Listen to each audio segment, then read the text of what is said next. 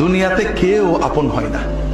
যে বউ আপন 2 ঘন্টা আপন থাকেতে 4 ঘন্টা ঝগড়া করে আছে। যে ছেলে আপন সে 2 ঘন্টা কথা শুনে তো 4 ঘন্টা কথা শুনে না, ঠিক না বেঠিক? যে ভাই আপন সে ভাই 2 ঘন্টা আপন আর 2 ঘন্টা পর। যে বাবা আপন, যে সবচেয়ে আপন মা আপন, সেও দেখা যাচ্ছে আরেক ভাইয়ের কথা শুনে পর হয়ে যায়, হয় না? হাজিরি, দুনিয়াতে কেউ 16 আনা আপন হয় না। আমাদের এই জীবনটা পরকে আপন করার, মানুষকে খুশি করার জন্য একটা সংগ্রাম। ছোটবেলায় বাবা মাকে খুশি করার চেষ্টা করেছি, পারিনি, কত মারছে, ঠিক না বেঠিক?